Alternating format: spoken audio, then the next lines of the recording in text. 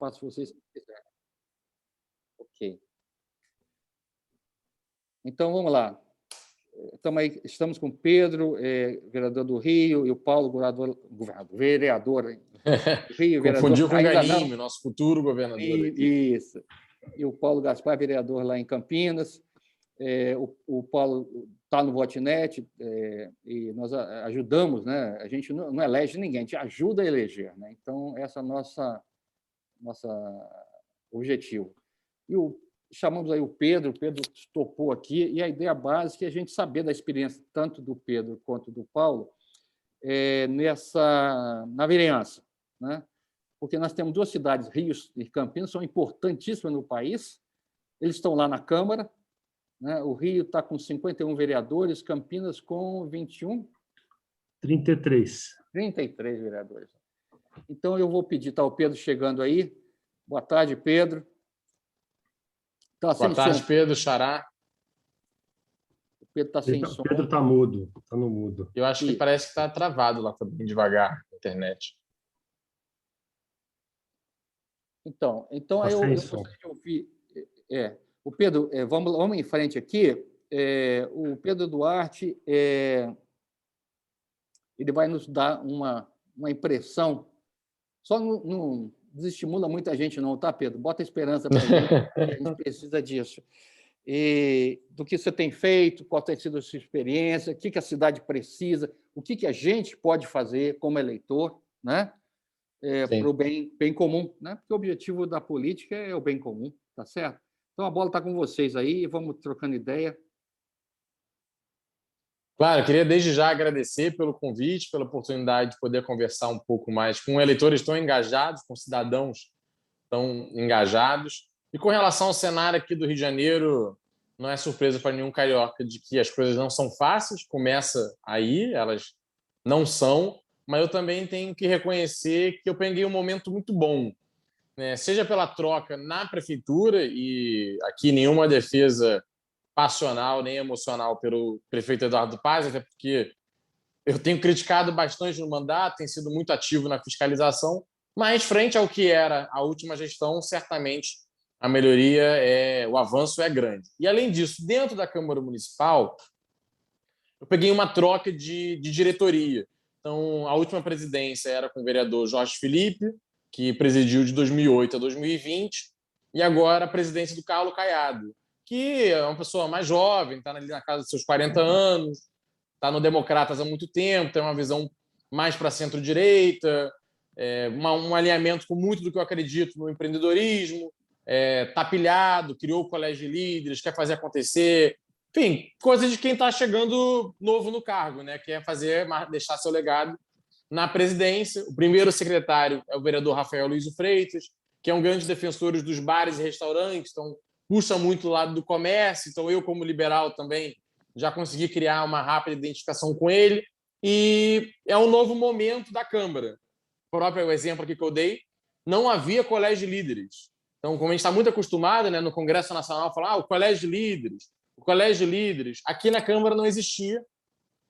Agora, religiosamente, toda quinzena, às terças-feiras, os líderes almoçam juntos e debatem os projetos.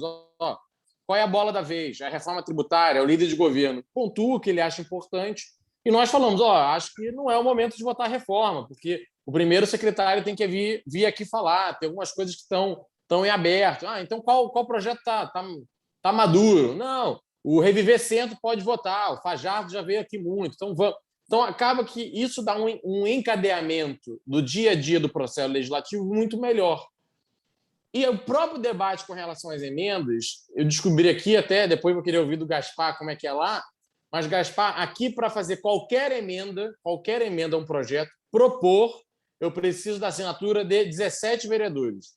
1/3 da Câmara precisa assinar para eu propor a emenda. Então, acaba que quando o governo ele fecha a questão, e os vereadores não querem se indispor, você não consegue apresentar a emenda. Então você vira basicamente ou eu voto a favor ou eu voto contra o projeto, porque eu não consigo lapidar. E dentro do colégio de líder, a gente tem conseguido criar uma coisa de vamos conversar com o secretário, com os vereadores todos, os líderes presentes, para mudar o projeto sem precisar de emenda. A gente chega aqui num consenso. E quando não chega no consenso, para não travar a discussão, eu também viro e falo, olha, beleza, eu não vou ficar aqui travando a discussão, já entendi que não chega a um consenso, mas temos acordo com o governo de que minha emenda vai ser apresentada?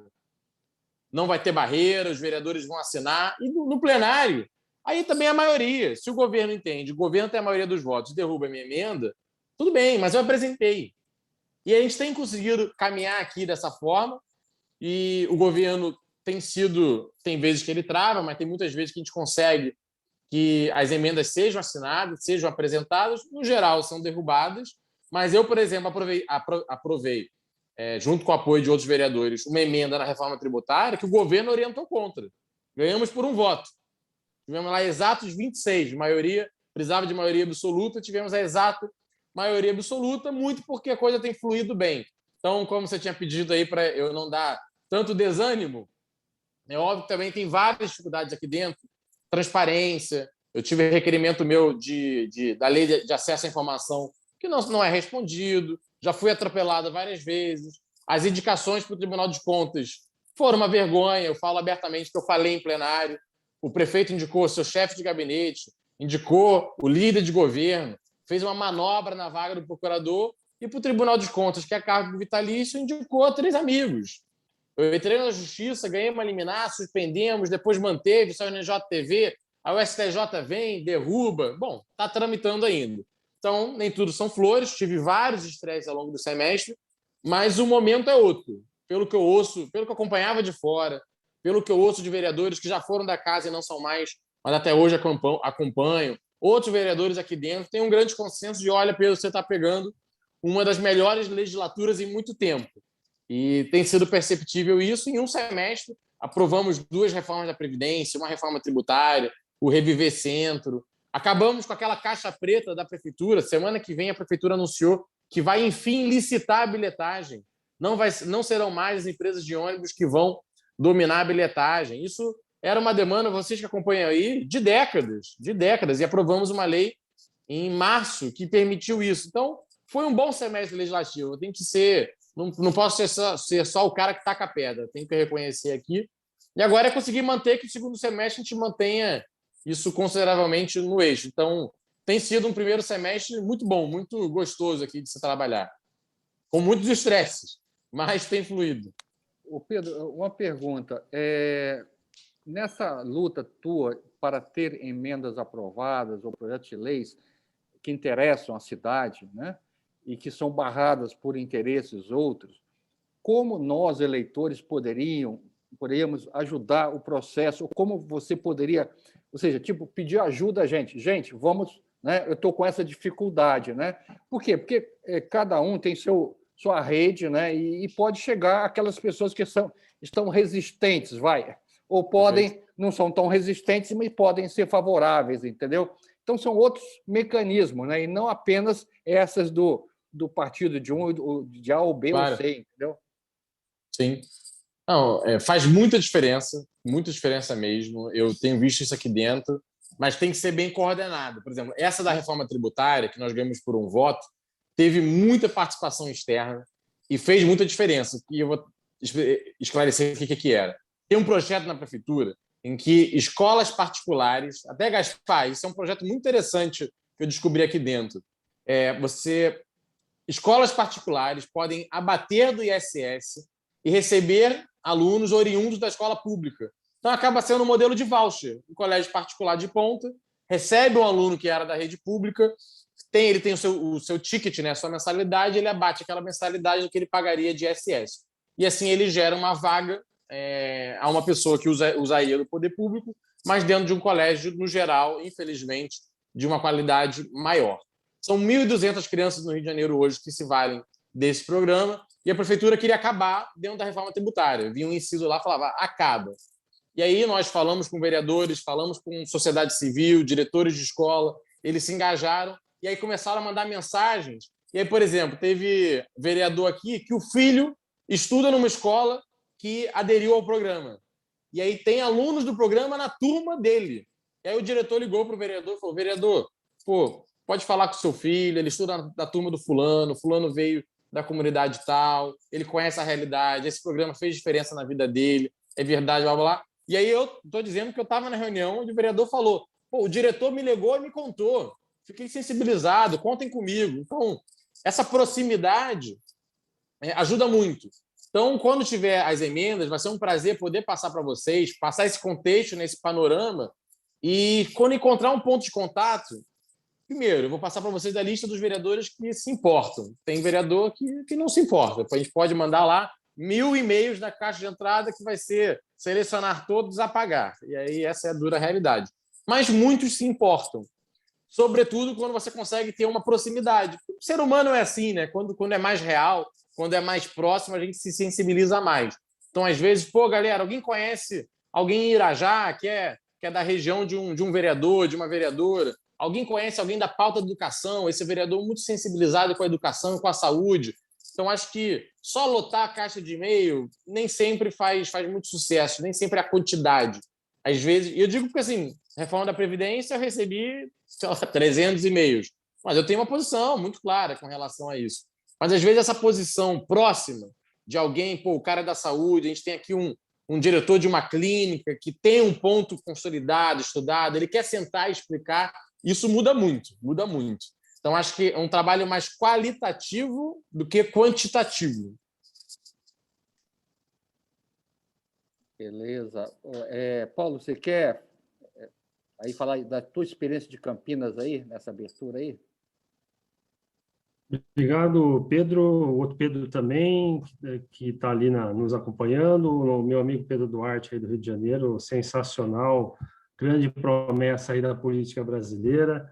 E estou acompanhando o mandato dele, feliz aí com os resultados dele, com o ânimo, com o engajamento, né? Gente nova, comprometida, inteligente, com dinamismo fantástico, né? Aqui em Campinas, a gente também tem um cenário parecido, apesar de ser a terceira administração de um governo seguida, mas com a troca do prefeito, né? Então, é o mesmo grupo político trocando apenas o prefeito, mas fez uma grande diferença, porque o Jonas, nas duas administrações dele, era um escândalo cada semana, né? Era um governo muito conturbado. E o Dário entrou e está uma calmaria geral. Eu não conhecia o prefeito, os primeiros atos aí foi me reunir com ele, reunir com o vice-prefeito, que já está no terceiro mandato, que é ele realmente o cara que manda na cidade, vamos falar assim. E aí, com todos os secretários ali, a grande maioria deles eu fui visitando um por um, olho no olho ali, estamos aqui para contribuir, para ajudar no que for possível. E aí o pessoal ficou me estranhando, né? Porque quem faz isso é vereador da base, né? Que está ali todo dia na prefeitura. Como novo, eles sabem que nós não somos nem base, nem oposição, e muitas vezes eles nem entendem como é que a gente vota, porque uma hora a gente vota com o PT, outra hora vota com a base, eles não conseguem entender muito ainda. Então, eu acho que o nosso grande trabalho, o nosso grande legado, vai ser ensinar esse novo jeito de fazer a política e pensar a política. E eles conhecerem o que é o liberalismo, que são as pautas que o Novo coloca, né? Então, para você ter uma ideia, na semana passada teve um projeto populista aqui para dar 10% de desconto no IPTU, e só eu e um vereador da base que votamos contra. Os outros 31 votaram a favor do projeto, para jogar para a torcida, inclusive a própria base, que são 25 vereadores, né? Só um da base que votou contra o projeto. Aí os 24 votaram, e lógico, vai cair no colo do prefeito, o prefeito vai vetar, né? Porque é renúncia fiscal na veia, né? Então, assim, é uma base que está jogando para a torcida e não de uma forma responsável fazendo ali o seu mandato. Então, eu estou muito feliz assim com a abertura que eu tenho tido na administração, no Poder Executivo. Estou contribuindo muito, estou fazendo muita articulação. Eu, na minha área de arquitetura, construção, engenharia, a gente está fazendo grandes modificações aqui em leis, tanto no Código de Obras, no zoneamento, como também na lei da Coab, que vai proporcionar grandes investimentos aqui em Campinas para a população de baixa renda. A gente tem o objetivo aí de alcançar um exemplo igual São Paulo, que conseguiu Hoje, metade da produção de construção é feito para baixa renda, né? Então, a gente tem que chegar... Nós temos aí um déficit de 40 mil moradias aqui em Campinas.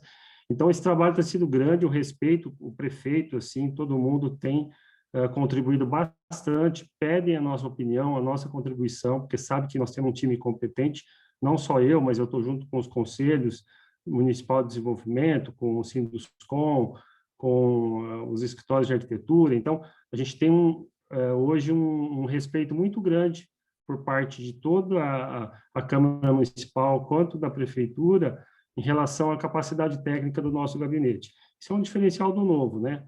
A gente tem assessores a menos do que a gente pode ter, mas nós multiplicamos o nosso poder de atuação devido ao grande número de voluntários que a gente tem, né, que não recebem para isso, né? E isso me possibilitou ter estar em 10 comissões hoje. Eu estou presidente de Ciência e Tecnologia e abri mais 2 comissões de desburocratização e revogação de leis obsoletas. Nós estamos filtrando 15 mil leis aqui em Campinas para ver o que a gente pode revogar, né, de leis obsoletas, e já protocolamos 20 projetos. Todos são excelentes, ótimos, projetos estruturantes, projetos antiprivilégio, projeto que vai na veia, e o Pedro também.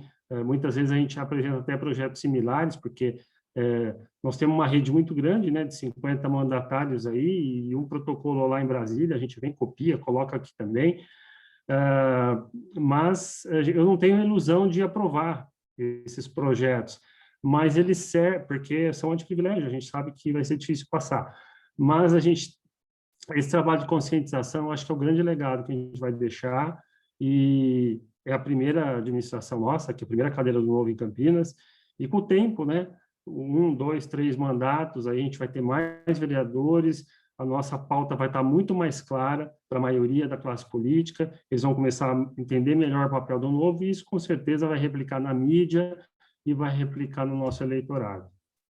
É isso. Obrigado, Paulo. Deixa eu provocar um pouquinho o Pedro. Eu estou como voluntário também no Observatório Social aqui do Rio, né? Porque o Votinet ele se baseia em 7 processos que eu estava falando no começo, pouco antes de começar, de que a gente foca num processo de recrutamento e seleção dos melhores candidatos que a gente puder eleger, né? Essa é a ideia, mas a gente tem o último processo, que é fazer o segmento do eleito, né? Acompanhar, apoiar, incentivar, enfim. Então, deixa eu só mudar um negócio aqui. Então,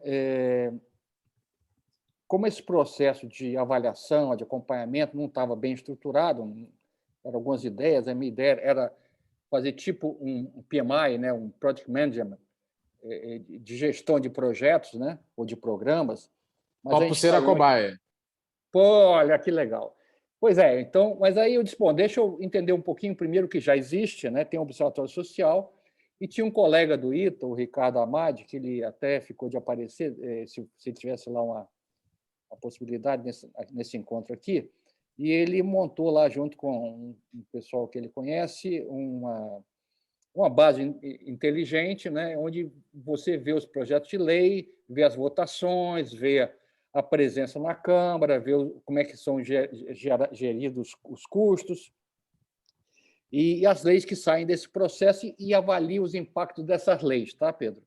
E aí, quando eu estava nesse processo de olhar as atas, fui lá olhar, igual o Swift faz em Campinas, eu fui olhar as atas, gente, é uma paciência, tem que ter uma boa paciência e tal, mas fui lá. E aí foi assim que eu conheci o Pedro. Aí o vereador Pedro Duarte pediu para registrar a abstenção do voto dele. Do voto. Aí está a eleição, abstenção. Aí eu fui contar agora, antes de ver, foram 32 abstenções declaradas e 18 nãos. Então, eu disse, mas é interessante, porque o resto parece que não se incomoda com muita coisa, né? Então, a abstenção que o Pedro pontuou lá me chamou a atenção. Ele disse, pô, quem é esse Pedro, né? Aí eu fui saber de quem era o Pedro. Disse, pô, Pedro, quero conversar contigo, O trabalho, aproveito aqui já registro que o trabalho do Observatório Social é uma coisa séria, né? E que ajuda a aproximar o eleitor dos vereadores, né? Se a gente quer resolver o problema da cidade, né, a gente tem que fazer alguma coisa coletivamente, cooperativamente. Então, o canal é o representante do eleitor, que é o vereador, tá certo?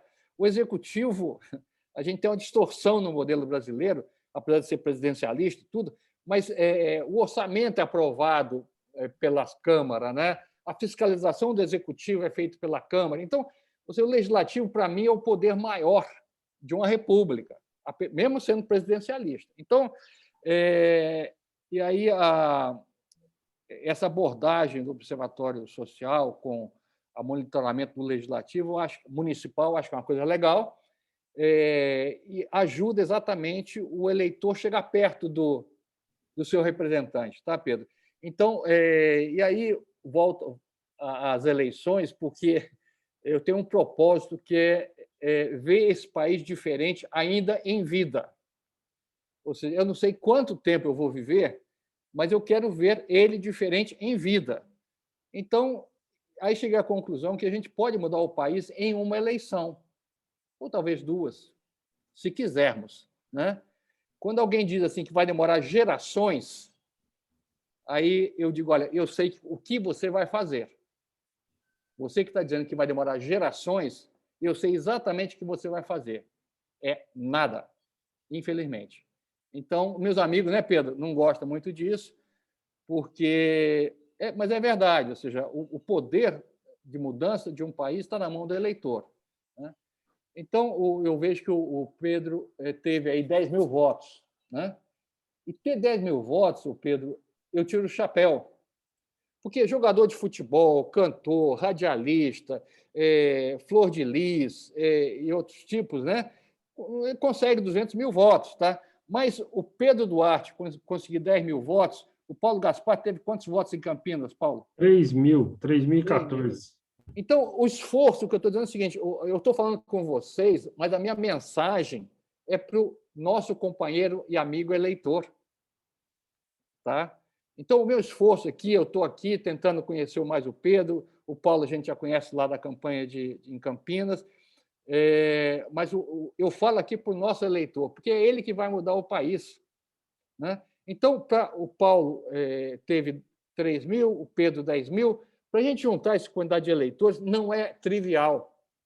Pessoas competentes e íntegras não têm 1.000 votos. Então, como é que a gente torna uma pessoa que tenha 100, 200, 300 mil votos uma pessoa que tenha dezenas de milhares de votos? Esse é o grande desafio do nosso eleitor. Olha, o tráfico sabe fazer isso, a milícia sabe fazer isso, tá? Os sindicatos sabem fazer isso. Enfim, tem gente que sabe fazer isso e tem permanecido, né? O Paulo comentou aí da troca de prefeitos, né? Mas a Câmara é mais ou menos a mesma. A Câmara tem um lado bom e um lado ruim. A Câmara dá uma estabilidade, né? No caso do Brasil, nas últimas 2, 3 décadas, os presidentes mudaram, mas o país mudou pouco, cara. Ou seja, se discute a reforma da Previdência desde que eu me entendo, mas não se resolve. Por quê? Mas são os caras que estão lá, não é verdade? Então, nós temos um modelo para ser mudado. Só quem pode mudar esse modelo é o eleitor. Então, eu gostaria de saber do Pedro aí e do Paulo, assim, como é que a gente mobiliza, né? Que experiência boa, positiva você tem para sensibilizar o eleitor, né? Porque, no fundo, é a obrigação dele eleger bem, né? Mas parece que ele não está muito preocupado, parece. Quem vai primeiro? Se Paulo, pode à vontade. Tá, então verter. Mais novo primeiro. Então, perfeito, tranquilo. Então, à vontade. Eu acho que essa é a grande pergunta, né, Gaspar? Inclusive, a pergunta de $1 milhão, né?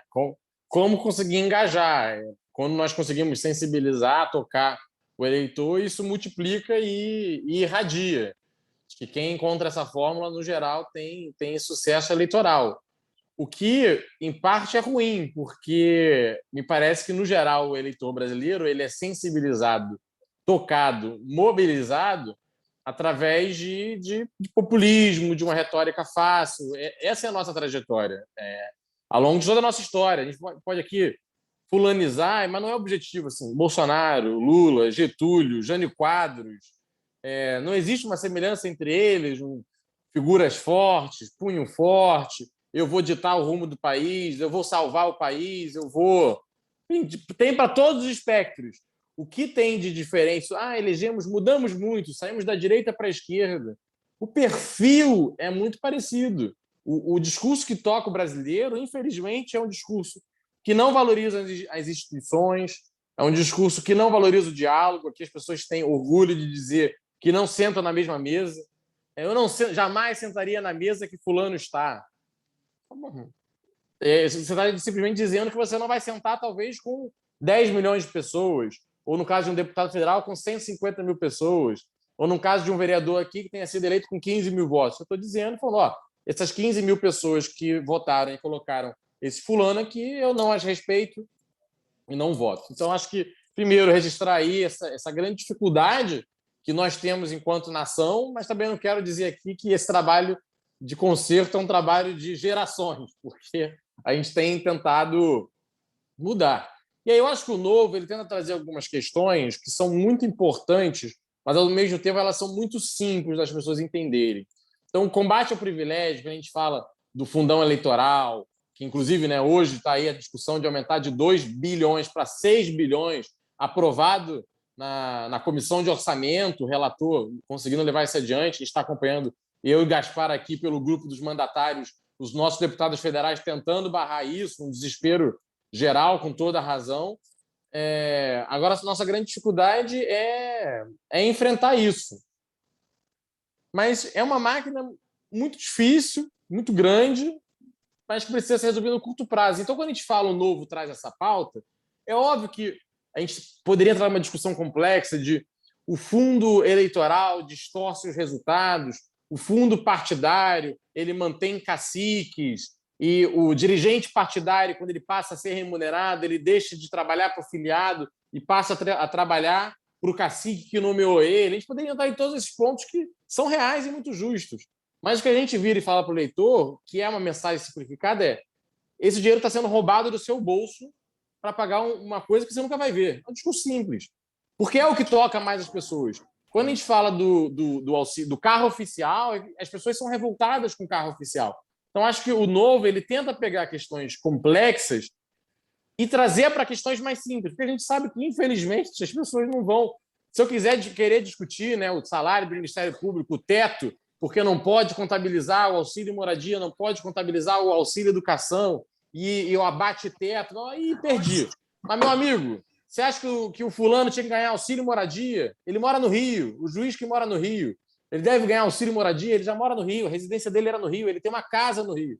Eu acho que isso vai mais. Então, acho que nós temos uma missão que é tentar não cair no populismo, mas conseguir pegar questões complexas e simplificá-las em pautas simples e reais.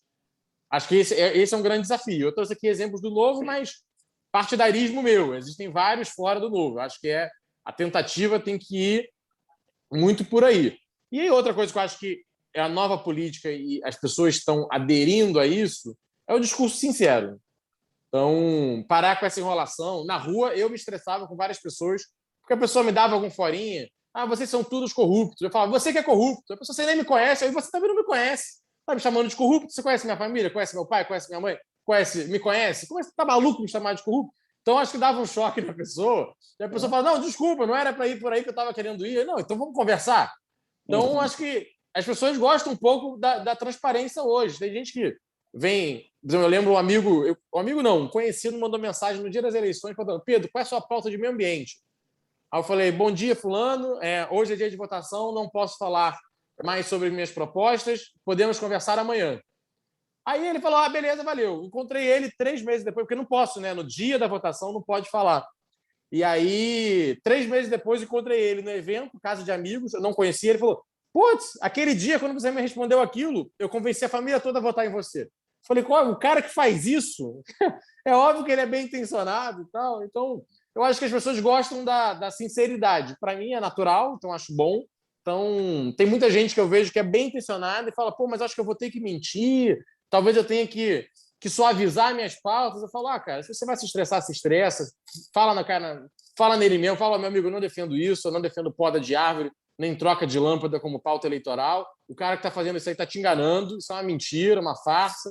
Eu toquei bem assim. Eu quero até ouvir a opinião do Gaspar também, mas eu nessa campanha não é a primeira que eu disputei, eu já tinha disputado antes. Nessa foi uma que eu entrei e falei, cara, eu não vou aturar desaforo gratuito, não vou ficar enrolando ninguém, vou ser direto, simples e claro. E estou feliz com o resultado. Deu certo aí. Só antes de passar para o Paulo aí, o ponto é o seguinte, né?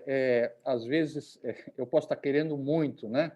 Mas como tenho pouco tempo pela frente, dizia já o Aristóteles que não convém ao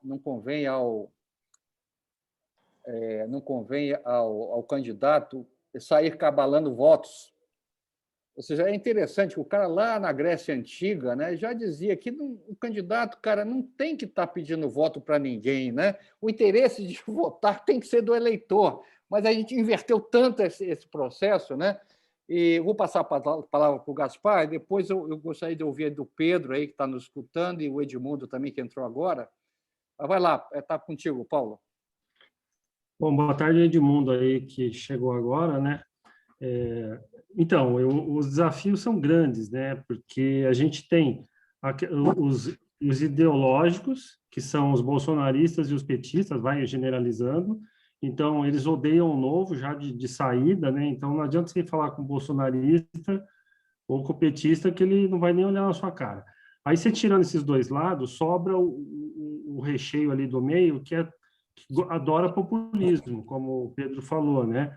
Eu dei o exemplo aí do projeto da semana passada, populista, que dá 10% de desconto de IPTU, só que o projeto era para incentivar o cara a andar de bicicleta. Então, se você fizesse um estacionamento de bicicleta no seu estabelecimento comercial, você ganha 10% de IPTU. Aí eu falei assim, poxa, mas que palhaçada é essa?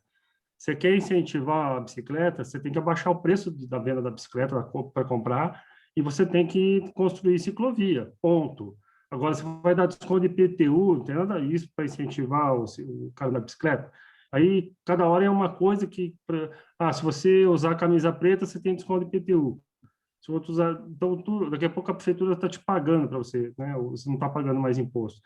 Então, esse tipo de mentalidade... E o povo gosta, como eu te falei, 31 votaram dos 33 a favor desse projeto. E aí, depois que eu votei contra, o pessoal veio me xingar na rede social, porque eles não entendem a lógica. Não, você está contra os ciclistas, você está contra os empresários. Aí, para você explicar o básico do básico, um projeto medíocre desse, você vê a dificuldade que é. Então, você vê que o povo, ele tem o nível de debate é muito superficial, ninguém é capaz de ler o projeto ou escutar o teu discurso. Você coloca um discurso teu lá de 2 minutos, 3 minutos, explicando por que você é contra, ninguém assiste. Mas o cara vem lá para te xingar. E aí, na hora que você está fazendo campanha, os caras querem saber o que eles vão ganhar para votar em você. O que eu escutei disso, o que eu vou ganhar para votar em você? Seja tijolo, cimento e areia mesmo, na cara dura, ou, se eu for lá depois no teu gabinete, você vai quebrar meu galho, você vai me arrumar um emprego, você vai me arrumar uma consulta no hospital. É na cara dura, né? Vem te pedir mesmo.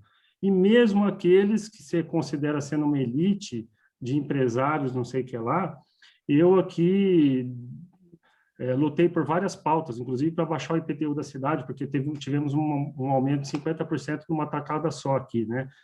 Aí eu liderei o movimento IPTU Justo aqui para a gente tentar reduzir isso aí, escalonar, diluir, flexibilizar, etc.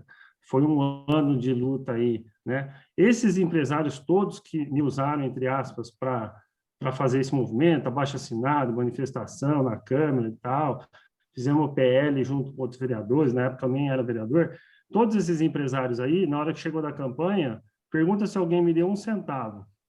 Foram dar para os velhos caras que estão lá 4, 5, 6 mandatos dentro da Câmara. Porque eles sabem que o dinheirinho deles lá para reeleger esses caras vai ser mais útil, porque eu não era certeza de eu entrar. Eu falei, eu vou apostar num cara aí, num cavalo paraguaio, eu vou dar lá para os caciques que estão lá dentro, porque a hora que eu precisar do favor, o cara vai me favorecer. Então, seja no baixo, no povão, seja numa elite, o DNA do brasileiro, infelizmente, é esse. É olhar para sua barriga, para o seu umbigo, e não olhar para o todo, não olhar acima dos seus interesses pessoais. Por isso que, nesse sentido, desculpa, Beto, te deixar triste mais uma vez, mas eu acho, sendo pragmático, eu acho que é no longo prazo, porque está relacionado com o DNA do brasileiro, a gente mudar o DNA. Mas, enquanto não muda o DNA do brasileiro, eu acho que o Novo já está fazendo um excelente papel, e sim, nós vamos ter muitos bons resultados no curto, médio prazo, sim, mas não de forma estrutural como a gente deseja. A razão de eu ter recuperado a esperança foi quando eu vi como é que as eleições, como é que os eleitores se distribuíam nas eleições, né? Então, estou falando aí do legislativo, vereadores, deputados estaduais e federais.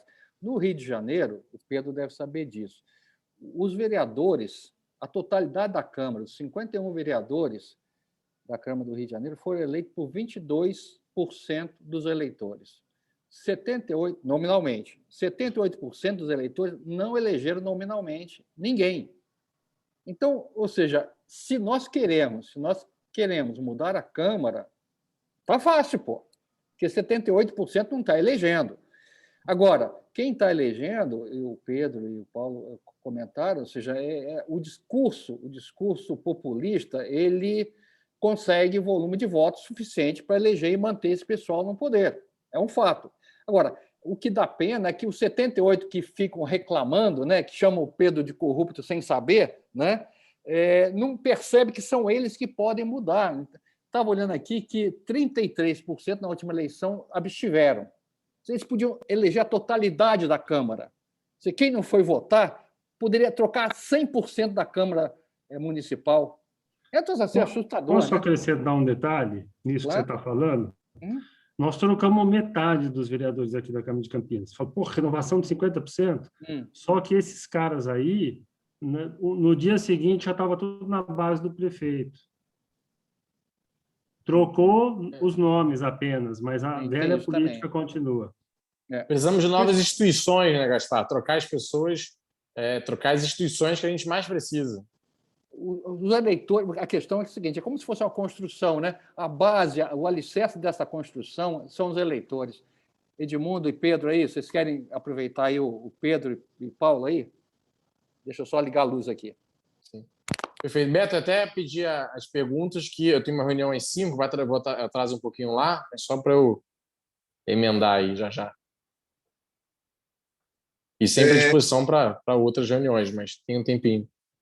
Eu cheguei muito atrasado, que eu estava com uma reunião aqui e tal, mas só para perguntar, qual foi a base da sua eleição, dos seus eleitores? Como é que você acha que você foi o principal que você arrumou e conseguiu ser eleito? Por região, eu tive mais voto entre Zona Sul e Barra, Recreio. Agora, com relação a como eu consegui, Edmundo, é uma boa pergunta. Inclusive, prazer aí também te conhecer. Vamos lá, eu fui presidente do Diretório Central de Estudantes da PUC. Eu sou advogado pela PUC Rio. E lá eu fui do Centro Acadêmico de Direito, fui presidente eleito do Diretório Central de Estudantes. Depois eu fui reeleito com 70% dos votos, os 1.700 votos na nossa chapa. E aí eu fui candidato em 2016, candidato em 2018 e agora candidato em 2020. Então foi minha terceira. Eu acho que minha grande base veio de tomar muitos cafés. Então eu me reúno, eu gosto muito de falar, de conversar mesmo, não de falar para vídeo. Na verdade, eu detesto vídeo. Eu gosto muito de me encontrar com as pessoas e conversar, apresentar minhas ideias, realmente criar uma relação de longo prazo. Então eu acho que em 2020 eu consegui colher o resultado disso. Se for olhar, por exemplo, teve pessoas pelo próprio Novo, com redes sociais muito maiores, com, às vezes, vídeos melhores gravados, com falas melhores, mas eu tinha um trabalho consistente de longo prazo com pessoas que se reuniram comigo, que ouviram de mim, e acho que o grande diferencial veio daí. Quer dizer, você é vereador eleito agora em 2020. Isso, meu primeiro mandato. Certo. Bom, Ele teve 10 mil votos, Edmundo. O Arraes, 10.069. isso. 10 mil. É. E você está satisfeito com o novo, é? Com o novo? Muito. É. 100% satisfeito. Uhum. Tem lá uma crítica ou outra, na verdade, né, Gaspar? Mas melhor instituição partidária que a gente poderia ter. Eu acompanho muito o Paulo Ganimi, né? Que eu gosto Sim. muito também. Ganime é muito bom, me dou muito bem com ele. O Edmundo, a gente tem que começar a acompanhar o Pedro, viu? É. Vai ser um prazer aí. Pô, eu estou assistindo exatamente por causa disso. Eu quero ter um vereador aí também. Não, para mim, Ganime é baita referência aí. E aqui na Câmara, a gente tem feito um trabalho bem legal. Eu tenho um relatório de 6 meses, um PDF. Não sei se eu já te mandei, Beto. Posso te mandar? Pode mandar para o pessoal, passar meu contato também. Que aí tem lá resumido. Eu tenho um panfletinho que eu tenho divulgado na rua, que inclusive está aqui do meu lado. Esse aqui, estou indo para a rua divulgar, ele é mais curto. Mas eu tenho um PDF com 30 páginas, que para quem é eleitor que gosta, lá tem realmente o que foi a nossa situação em 6 meses. É. Uhum. Legal, manda assim, a gente repassa para os grupos, né? Perfeito. O Pedro, você quer falar alguma coisa? O Pedro está mudo aí, mas tem que botar o microfone aí. Você está sem som, Pedro. Agora sim, vamos lá. Mas parece que segue sem, né? A gente não está te escutando, Pedro. Às vezes tem isso, né? Engraçado. Não estamos escutando nada. Porque aí o microfone dele está desbloqueado mesmo. Não está escutando nada. É uma pena. Ô, Pedro, se quiser usar, usa o chat aí. Vai ver que ele estava com fone de ouvido. Será? Aí o microfone pode ser que esteja no fone de ouvido. Parece que ele está pegando algo do lado ali. Eu vou finalizar aqui a gravação, a gente continua conversando, só para não ficar muito ruim depois O Pedro, a gente vai continuar aqui, mas vamos encerrar aqui a gravação, só para não ficar muito longa a gravação. Eu queria agradecer ao Pedro Duarte, ao Paulo Gaspar, por esses momentos aqui. A ideia é que a gente repasse para os nossos eleitores, porque são eles que vão mudar o país, tá? Eu não tenho dúvida, não, tá? Então, o que eu quero dizer é o seguinte, a mensagem para eles, quem estiver escutando, nós tivemos já candidatos bons. O Pedro já teve em 2 eleições antes de ser eleito. Então, ele perseverou e foi eleito. O Paulo Gaspar foi a primeira eleição dele, se eu não falho em memória. Então, foi campeão aí, ó. Nós temos bons candidatos, temos mais do que esses 2, tá? O que está faltando somos nós, eleitores, darmos os votos de forma concentrada para quem merece o voto, tá? Então, se cada um entender o que é isso, a gente muda o país, volto a dizer, em uma eleição. Certo, Edmundo? Certo. Com boa vontade, né? Vou parar a gravação aqui, mas deixo primeiro o Pedro e o Paulo aí se despedirem formalmente, depois a gente continua. Paulo, pode falar. Começa pelo Paulo, então, dessa vez. Obrigado mais uma vez, Beto, pelo convite. Sempre uma honra estar com vocês, ainda mais aí com o meu colega Pedro Duarte, que eu admiro muito o trabalho dele, e estamos sempre em conjunto aí diariamente, trocando ideias aí, trocando figurinha, né, para ajudar um mandato do outro, e também pensando no novo como uma ferramenta importantíssima para a gente mudar o Brasil, né? E como você falou, o trabalho do eleitor e vocês que estão ali no dia a dia nos acompanhando, nos dando apoio, é primordial para o sucesso do nosso trabalho.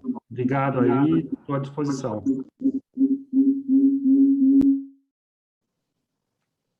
Pedro. Roberto, eu queria agradecer pelo convite, a oportunidade de conhecer o meu xará, o outro Pedro. Pedro Augusto, eu acho que é ele tentando, o próprio Pedro entrando pelo celular, não sei, talvez. E o Edmundo também, agradeço pela pergunta. E vai ser um prazer estar com vocês outras vezes, mandar os relatórios, participação. A gente tem um norte importante para a gente do mandato, esse lado da transparência. Então, temos grupos no quais as pessoas podem interagir, receber o conteúdo, mandar feedback. A gente tem realmente tentado multiplicar isso da melhor forma possível. Estamos quebrando cabeça aqui 6 primeiros meses, mas tem fluído muito bem. E queria aqui também agradecer pela oportunidade de rever nosso querido Paulo Gaspar. A gente interage muito no grupo.